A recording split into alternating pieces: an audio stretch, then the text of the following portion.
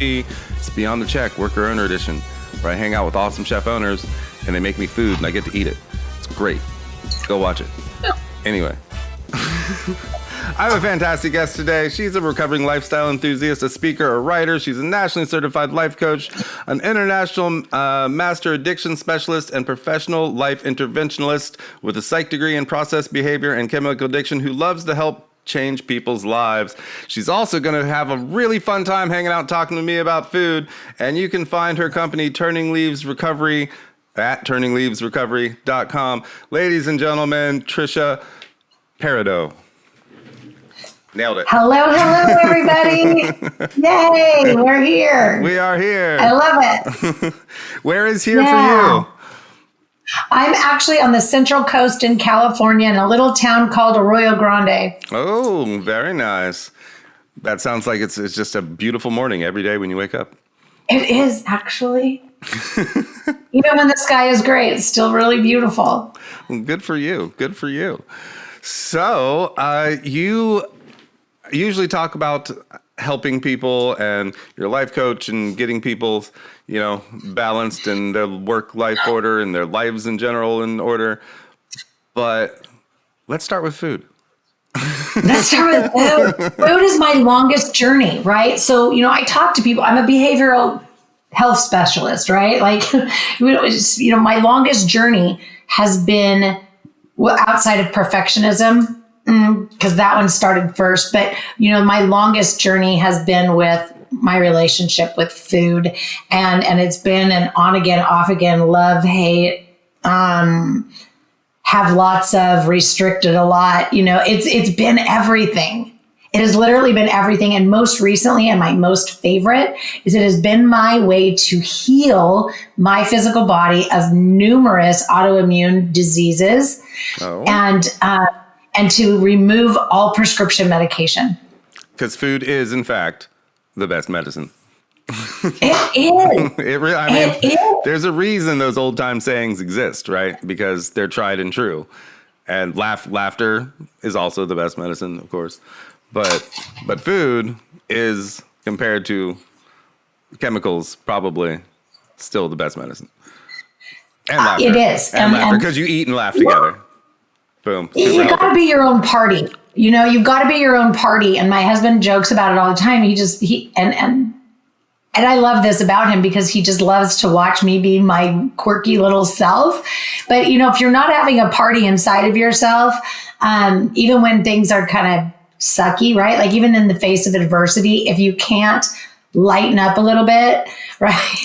Like life's going to be hard because that, just those, the cortisol dump from stress that you allow to infiltrate your life, really has some really, big negative impacts on the way you digest food, the way you feel, all the things. Right. Things. So I call it getting out of the stance of a judger, because, people go through life so rigid and so judgy and yeah. Yeah, I try to not let the stress of life overwhelm you, whether it's from work or from just life in general, or whether it's just the traffic, right? Right. You have to just find your zen in all moments and always be a problem solver of yourself, right? Like I see this problem arising in me. I see the frustration starting to build up because I'm stuck in this traffic. Right. And how do I recognize that I'm having that struggle internally and then calm myself down and tell myself it's okay. It's just traffic. You're going to get there. So fine. I love that you brought that up because it's actually an example I bring up in one of my lessons about the external locus of control and how we allow things outside of us to dictate, change, manipulate how we're thinking and feeling in any given moment. And being somebody that was born and raised in Southern California, driving on, the highway system there, it was where I trained myself, right? Like when you're driving and you're getting irritated, agitated, annoyed, and frustrated by, somebody else on the road, you don't know what's going on in their life. So if somebody's tailgating you, and, my old MO would be, tap the brake, slam on the brake check them, right? Or, give them the evil eye, whatever. But instead it's like, let me move over. Sure, that person could have stayed out way too late partying and they're, just running late. And maybe they are just seriously a jerk. But really, what else could it be, right? It could be that, their kid just got hit by a train and they're desperately trying to get to the hospital. Any way you look at it, it's none of my business and it's not going to affect my life. So let me just scooch over, let them go by. It takes less than a second.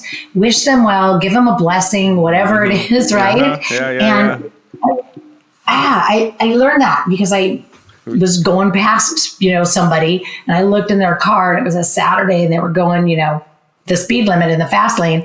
And I looked in the car, getting ready to, toss my look, and I'm like, oh my gosh, it's a husband and wife out on a Saturday just enjoying themselves. They were laughing, smiling, having a good time. And I'm like, why am I like beefing them, right? Like there's plenty of room to just go around them. Great. You know? Caught yourself. So, You're like, I'm about to do the thing. But I'm not. And that's the journey, right? Is the recognition of ourselves and then adjusting for it, right? And as long as we're always adjusting, because we're always going to have those emotions, right? They're always going to be there. It just depends on how much control they get or how much they can break into us, right? Like 100%. It's up to us. We get to choose. We get to choose what tone or inflection we read our text messages with.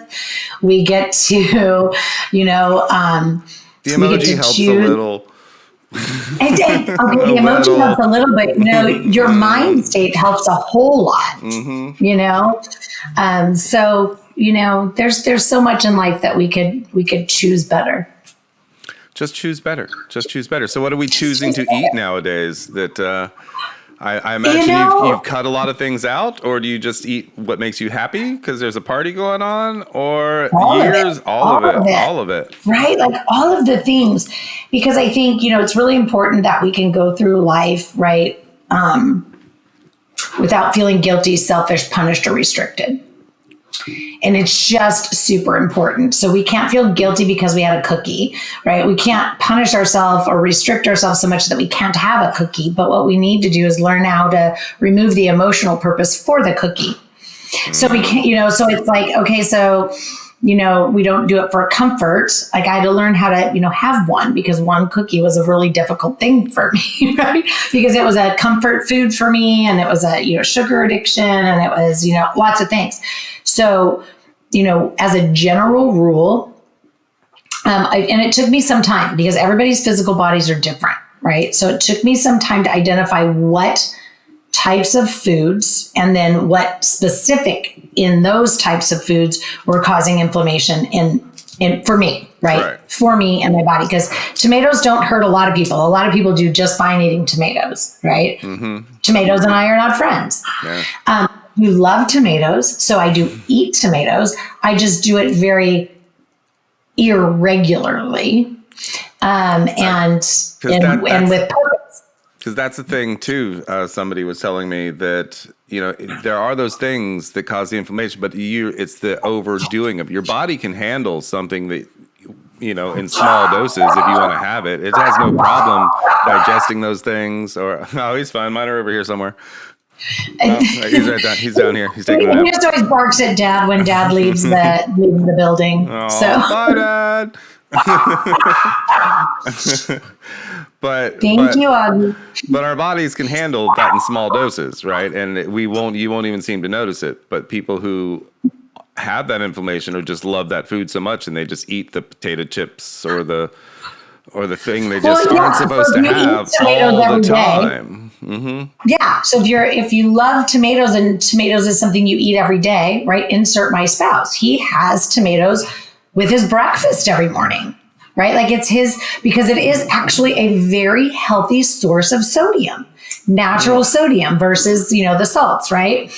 So he can do that. It doesn't cause inflammation in his body, and it's healthy for him to get the natural sodium because he likes sodium, because it reduces his cravings for things with, the bad salt, right? The bad salt.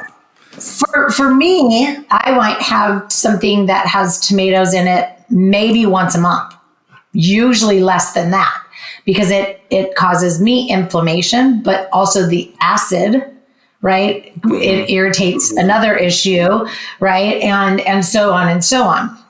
So being Sicilian, like I'm very purposeful. So like the month of November, right, I'm making sauce, right? Like I'm making sauce and I'm eating the sauce and I'm enjoying it. And so, through November, December, but then I usually will do a detox because I need to get, a lot of that stuff out. Yeah. So I've done a lot of, investigating, right? Like, just like self-experimentation? For me, it's easier for me to drink my vegetables than it is to actually eat them on my digestive system and on inflammation. However, I love vegetables. There are some that, smoothies are delicious. Some that you can't go wrong with a smoothie. Yeah, they are amazing. Yeah. So, zucchini is an easy one, right? Like zucchini makes sense, right? You cook it and it like gets real squishy and, it's an easy one to digest. Whereas, carrots, pepper, broccoli, some of those that are higher in, other things, anyway. Kale. So it's really a game that, we get to play with ourselves. And I find it to be really fun. Again, as long as we're not doing it from an emotional purpose, I get to eat whatever I want, virtually whenever I want, because it's important to me to stay out of inflammation. So I don't want things that cause me inflammation with regularity anyway. Mm-hmm. But like yesterday, I had an amazing crab bisque. It was amazing. Yum. I love crab bisque. Yum. Yeah, crab bisque. And what else was it? Ooh, ahi, pokey ahi nachos. Oh, yeah. Delish. Was it on wontons, like fried wontons instead of chips? Yeah. Right? Yeah. So good with the like seaweed and, and all the things. Oh, yeah. So delicious. Oh, man. So good. There's a place we went to, Nom Nom Poke Shop in Savannah, which is season 2, episode 4, I think. And he made us those for the first time I'd ever seen it. He's like, yeah, you can have tuna nachos. And I'm like, tuna nachos? All right. What is that? And he's like, well, fried wontons. One of my other favorites is crab Benedict. Since we're on crab, because I love crab. In fact, one of my most recent posts has me holding like this crab claw that's like this big. Jeez. In Where'd Monterey. you find that? Monterey.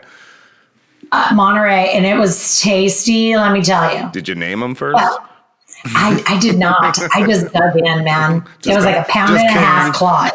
Just king. I felt bad. He was probably 100 years old. I don't know, right? Because that was a claw. But, and crab cake Benedict, instead of the muffin, having it on a crab cake. Mm-hmm. Yeah, that's a big thing in the South. We do the crab cake Benny in Savannah. It's everywhere. It's so good. So good. So good. Let's talk smoothies for a second, because I make my smoothies and they look like not Cocoa Pebbles, but Fruity Pebbles when it's done. Because it's okay.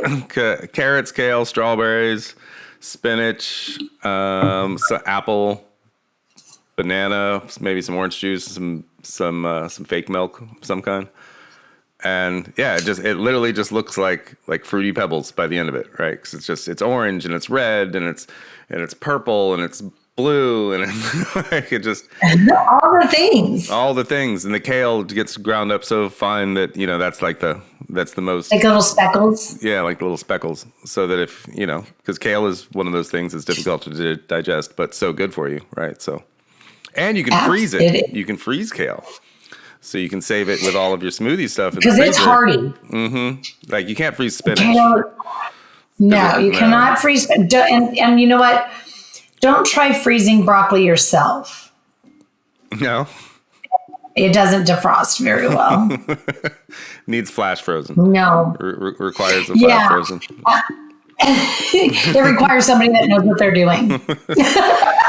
You got to go to room temp to like -30, like real quick, and then you're good. Or something like that. Yeah. I'll just buy fresh and just make it. I mean, why buy frozen broccoli anyway? It's always there. Yeah, no, I don't. But there's been times where it's like, oh, we're going on a trip and we've got broccoli. Let's freeze it. No. That didn't, it was a failed thing. I just took it straight from the refrigerator and put it in the freezer. Right. That didn't work. Well, didn't work. Don't use the kale for anything else other than smoothies once it's frozen either, but. Oh. But okay. But you Good can. to know. But you just keep it in with your stuff, with your frozen fruits, right? Because instead of adding ice or water, you just have the frozen fruit, and so. Yeah, that's what I do. And it's so much cheaper to freeze your own fruit than it is to buy. Yes. Yeah. And I'm a big freezer. I mean, I'm a big smoothie person, right? So I've got these gigantic pomegranates, right? Open them all up, get them all out, put them in Ziplocs, stick them in the freezer, because that's a great way to add some texture to your smoothies. I like a little texture. The meat of the pomegranate. Yeah. Yeah. Yeah, like the little. The red guys. Seeds, the little seeds. I never say the word right. It always comes out, sounding wrong. Pomegranate seed. Pomegranate seed. Yeah, the pomegranate seeds. Because you got the antioxidants, but then you get the little crunch of it in your smoothie. So I drink a lot of my nutrition, but I'm going to give you my favorite smoothie. All right, I'm ready. It is my secret replacement for ice cream. Ooh. So I will make these in the evening with regularity. And so I will use my high quality vanilla protein powder and peanut butter protein powder and a chocolate collagen, right? And have that. And then instead of ice, I use frozen avocado. Okay. And it is some sort of, I like non-dairy milk, but I like the creaminess of it, right? So I will use either mocha mix or, a cashew milk, or, something that's, got a little bit of, so I put all of that in there with that and a little cashew nut yogurt and usually some honey, right? But the avocado makes it thick and creamy like a soft serve ice cream. Ah, and the avocado freezes all right, huh? Well, I buy it frozen by somebody else. Wow, I didn't even know you could buy frozen avocado. Yeah, you can. You can buy frozen avocado where you can buy your frozen blueberries, raspberries, blackberries. It's usually in the same spot. The frozen avocado. Just never looked. Yeah, it's the secret. So that you can make a very healthy, milkshake. Yeah. Or a soft serve ice cream. And depending upon, the consistency, I usually put about maybe, depending upon the size of avocados you eat, right? Maybe half of a regular sized avocado worth of frozen avocado into my magic bullet. And then, put the powders in, the liquid in, and some yogurt, and it just comes out so good. And then sometimes I'll put some seeds and nuts on top, in it to make it kind of crunchy, or I'll add pomegranate seeds because I like it to kind of be like my topping on my ice cream. Mm-hmm. Yeah, I get it. It's like your little acai bowl, but like. Yeah. Yes, but without all of the sugars and stuff, because I use I really love the brand Equilife as far as my protein powders, because it has all of the essential vitamins and minerals, etc. Again, I'm in my 50s, so I need things, right? I need things, and it helps with the mental clarity and the focus. So I drink that every morning. I actually have it going on still this morning. Have you tried the green stuff? The green powder? Yeah. I drink that in the morning. That's the first thing I do. I drink that while I'm making my coffee. I just like to whip it with a little whipper. That's my favorite part. Oh. It comes with well, there you go. It comes with a little, the little mini little mini whipper. Just like little, and it just spins and froths everything, so everything's nice and frothy. Like you order. Oh, mine doesn't do that. No. Oh, yeah, mine doesn't do that. Oh, you should get Mine's one. Boring. I just scoop it in, mix it in. Yeah. Telling you, these are it's just like a tiny little handheld blender. It's just like, it's fantastic. Oh, I definitely want one of those. Okay, well, I'll hit you up for a link on that one. Okay, yeah, they're great. They just make everything frothy and wonderful. Even like your orange juice, like if you have like orange juice in the morning, just whip the orange juice a little, and it gets this little frothy head on it. Oh, how fun! Oh yeah, I want one of those. Totally, I want one of those. You're gonna need one. You're gonna need one. I think so. All right, you want to talk about some business for a minute? Sure. Let's do it. Let's do it. Okay. So, you are a certified life coach. Your company helps people with their psychological health, life health. How do we describe this?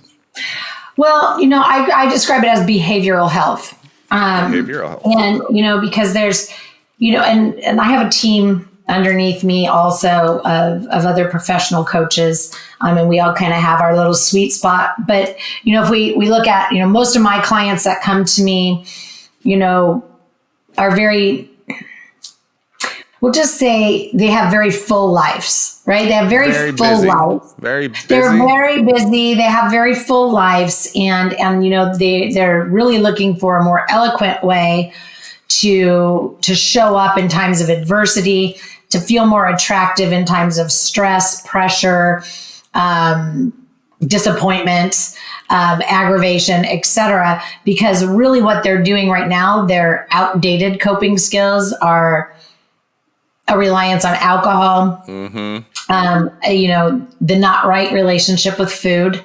So there's the isolation, the curling up on the couch, the Ben and Jerry's, or even with the anxieties, right? Like just the hand to mouth, the la la la la, right? So what I do is I help people change the association.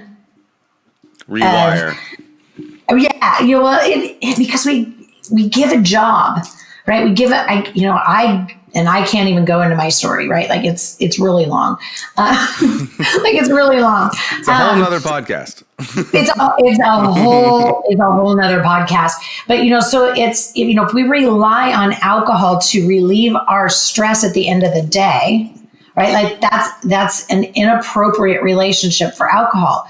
Now, if you want to have a glass of wine with your dinner every evening, at the end of the day, that's fine because it pairs with your steak. Great. We have a glass of wine with our steak and it's done and we're done. Mm-hmm. Right. Yep. It's not change my attitude, change my demeanor, change my outlook, change my mood, right? Like make me better. Mm-hmm. Totally different relationship. It's a treat. So we have to look at the purpose or the job we are giving to the gym, to the foods we eat, to the things we choose to drink, etc. How much we choose to shop. Like if you're at the store and every time you go in for 3 things, you come out with 25 more. Like we got to look at why you have bright, shiny object syndrome.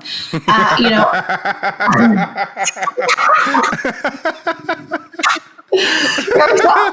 don't want to be super broad, but it's really that. It's really that. It's my new favorite thing. Well, bright, shiny object syndrome. Yes, please tell me you're writing a book and there's a chapter heading called that. I'm going to do that now. I'm going to actually just going to have to go sit down and write an article on the bright, shiny object syndrome. Yeah, because it's real. It's real. No, and I know. A lot of us come by it, real innocently because we're raised that way. You fall down, you scrape your knee. What happens? While your mom's cleaning up, they give you a popsicle. Yeah. You go to the doctor, you get shots. What do? They give you a lollipop. Mm-hmm. Right? Do they still? It's your birthday. Have cake. Yeah. It's all this external reward. So in a nutshell, I like to teach people why living without habits fixes everything. Spot on, my dear. Spot on. I mean, the good ones, the bad ones, the whatever. You living without habits fixes everything. I thought when I was quitting smoking, I thought right? That if I could just quit smoking cigarettes, that somehow I could cure all my other addictions, right? Like if I don't smoke, I won't drink as much. If if I don't smoke, I won't want to go out and spend as much money because I won't be drinking and I won't be, you know what I mean? And then finally, when I quit smoking cigarettes after 25 years and started vaping, I mean, the truth is I don't drink as much, but I think that's just age. I am I only want like wine with dinner, and then I'm pretty much good. I just want water and watch TV and maybe have a chocolate chip cookie. Right? But I think a lot of that's just a little bit more wisdom as we get older, and just the age of just not being able to handle those things and wanting the control over your life. And if you can control that one addiction that like is like the hardest thing to quit ever, then maybe you can gain control over the rest of your life. And I mean, yes, in a way. I kind of go at it from a little bit different of an angle. And sure, I've worked at every level of addiction treatment. I'm saying that's not true, right? Like, it's not true. Yeah. Yeah, it's not true because you just replace one thing with another thing. And the true control really comes from your choice making on a moment to moment, second by second basis of every day, right? Right. Yep. You're in the store. Yeah. Are you going to just buy that candy bar that you're like, oh, maybe I just want that? Or do you really want it? Do you need it? Or is it just like, just because, right? Knee jerk, instant gratification, simple pleasure, right? Mm-hmm. And I swear refined sugar calls you, right? Like it literally calls from the shelf. You want me, right? Like I will give you, I'll give you all happiness for 15 minutes, right? And then it'll go into the self-loathing. Yeah, well, and then you'll go into the self-loathing and yada yada yada, right? So yeah. But moderation is key for everything, right? Just moderation. It can be. Everybody's different, right? And this is what I notice, and this is what I see, in all of my years of, being in and around and all of my studies also. Again, I started with the fact that I'm a control freak first and foremost, right? So there's no shying away from the reason that I have 15 credentials. Whatever. And because it was so fascinating to me the more I dove in. And so here we are, right? Here we are. But, if we really take a look at, why, we're wanting to, escape. So if we want to handle our stress better, we have to learn to handle our stress better. Mm-hmm. The alcohol is never going to make that happen. Nope. It's just always going to just be a mask or a blanket. And addiction is, right? Like over time, over years. And yeah, some people go the opposite direction and drink less and less and care less and less. And, they're stressed. My husband's one of these people. That wasn't me, right? Like with age, it didn't taper off. With age, it became more of a physiological addiction, which I didn't understand. I didn't like because then I wasn't in control. Mm-hmm. Right. My physical body took over and it was like, nope, you got to have that every day now. And I'm like, oh no, that's not okay with me. I'm a control freak. Let's go fix this. But so everybody's different and how that plays out. So we have to really look at where the behaviors are for each person. It's not as easy as, let's say, and I liken it to, when we're for, alcohol and food, like food is probably the hardest one because we can't go without food. So people with food addiction, we've really got to do the hardest work. I'm being honest, right? It's the hardest work because you can't go put it down. I can make the choice to put alcohol down, and then I can choose on how much of a dry drunk I want to be or how much I really want to fix my life. And I'll tell you, being a dry drunk is just never a good thing. But we're not here to talk about that, right? But so when it's food, we got to really change the relationship with it. Because nobody wants to eat what they don't like either. To enjoy it. Because if we start restricting, then we're going into what other danger zones? And I could talk to you about everything, right? Like I've been in anorexia. I've been in bulimia in the sense of compensatory measures, right? I have learned to live with body dysmorphia. I get it. Like, it's hard. And so we have to really, it's very personal.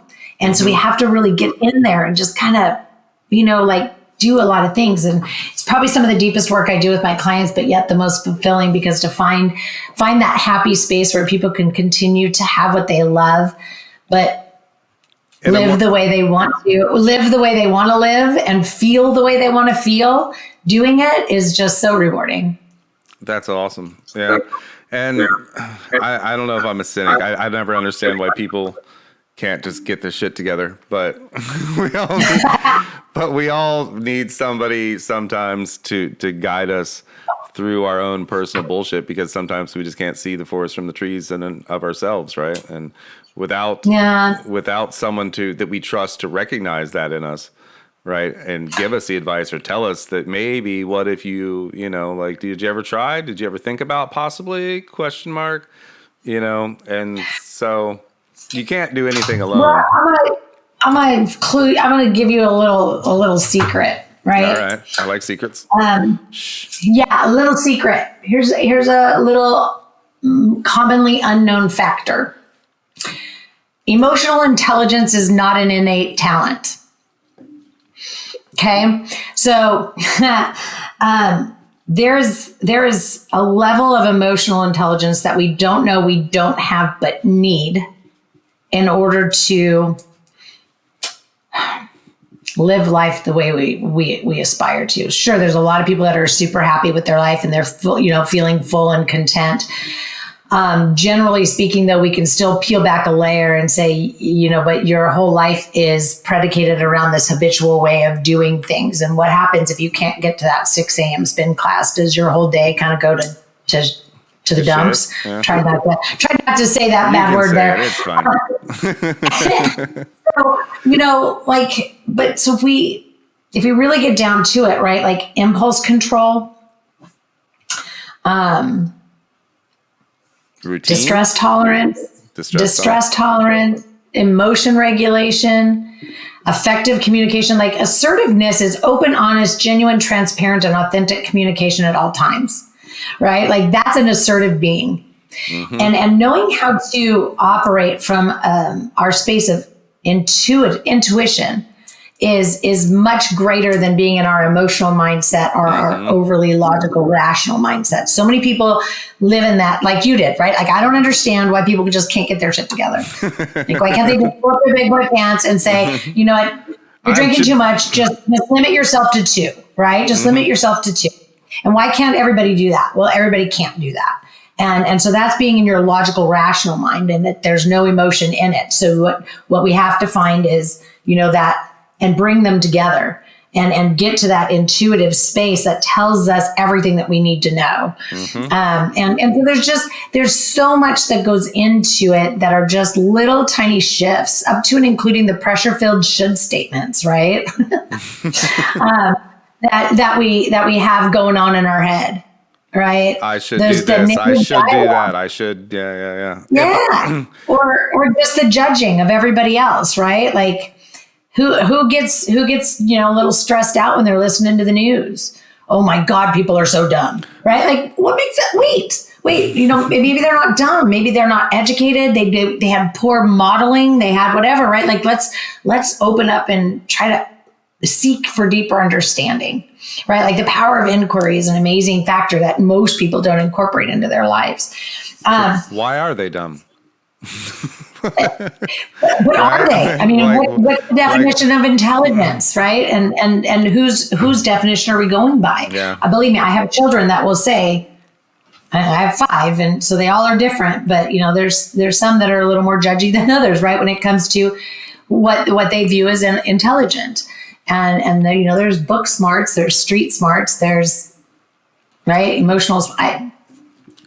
Compassion for everybody, right? Just a little bit of understanding, the ability to put yourself into other people's shoes, or just realize that, everything's not about you, and that, it's okay for everybody to just be okay and do whatever they're doing.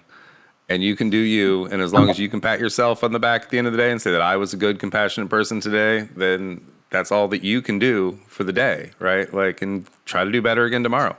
Even if you think you did a great job today, you can still do better tomorrow. 100%. And, you know, my motto is that this is my life too. It gets to look, feel, be however I want it to. I get to choose. Mm-hmm. And in that motto, I give that to every other being that walks the planet. I take walks. I walk the dogs in the woods, and I listen to, I like channelings.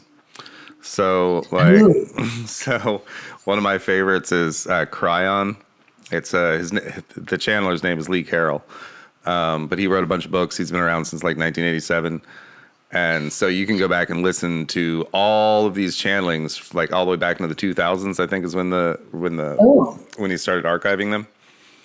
And yeah, it's non-judgmental. It's just really all about, and it's a channeling, right? So theoretically, this is some higher entity talking through this human being, and and just telling you about the world and advice, and super centering, super.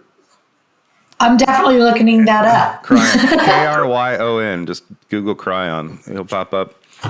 And you can go back and listen to all of that stuff, and all the way up until now, and it tracks, right? It tracks across the decades of, dude's spot on. Like, it's not bullshit. Like, and it's just sounds awesome. Non-invasive, just truths, right? Just kind of, and even if they sound a little out there, I mean, you can brush that side apart, but still the ability to look inside yourself and see the beauty of what you are, and then spread that beauty to the world, is the heart of it, right? And just, God is compassion. We are compassion. We're all in it together. So why not just be compassionate and love one another? Even if that person flicks you off on the highway, just laugh it off and be like, I just send them a big fat blessing, right? Like, like, I hope your day gets better.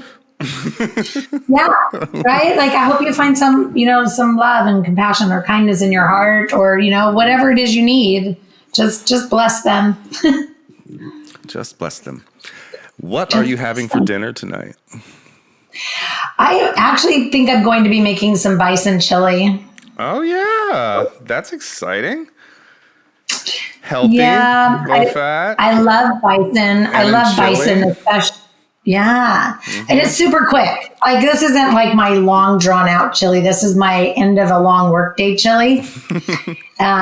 I literally I just brown the bison up a little bit, put some dried onion in there because, I don't have time to chop because it's, a long day, right? Like 8 to 6 p.m., right? Long day today. It's a long Thursday. So I'll brown the bison up a little bit with, put some, chopped garlic and some dried onion in there. And then I use 3 different kinds of beans. I like the cannoli bean, the black bean, and I think I have kidney beans up there. That's a good combo. It's a good combo. Yeah, you got to wash them though. Please, everybody, do not put whatever that suspension liquid that is in that yuck can and go into your food. Like, get your colander out and wash them. Yeah, I don't know what that stuff is. It's almost slimy and viscous and just. I don't know what it is, but like, I can't get it off of it fast enough, right? Like, I'm like, wash. Because we don't always have time to soak our beans and do things from scratch, and I get it. But so when you can't, but be smart. If you're going to use processed packaged food, like, wash it, right? Like, get whatever that is off of it. So I'll do that, and then I will add, some tomato and Chipotle chili powder. It's one of those days, yes, where I will have. Usually, I get like the Italian stewed tomatoes, and I just squish them in there and then just use the juice. It's a lot less tomato dense for me than using a puree. Squish them up. I'm going to give you a tomato trick that I didn't know. Marianne Esposito gave it to me. She's the host of Chai Italia on PBS for like 30 years. And here's the secret of tomatoes: freeze them.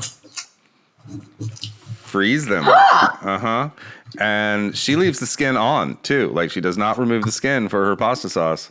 You take them out of the freezer and you boil them, right? And then she just takes like the immersion blender and in a pan, and we're talking 20 minutes off. 20 minutes.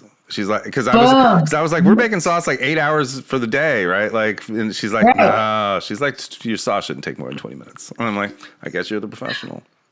Sure, it gets better with time, but like, I threw together I had my 4-year-old grandson the other day, and he was, he wasn't feeling well over the weekend, and so the last thing he wanted was, he wanted some pasta. So my husband and I weren't really in the mood for pasta, but I whipped him up, a really good sauce in like 20 minutes. Mm-hmm. So you can absolutely, but I'd never tried it. I'd never tried it before, but the freezing process crushes the tomato basically already, right? So the ice crystals basically just yeah. So once it's boiled, it's all super soft and just ready to go. I'm gonna do that for sure. So yeah, fun trick. Freezing things. Fun trick. I love it. Right? Indeed. Lots of little secrets today. Can you give yourself a shout out and tell everybody where they might find you?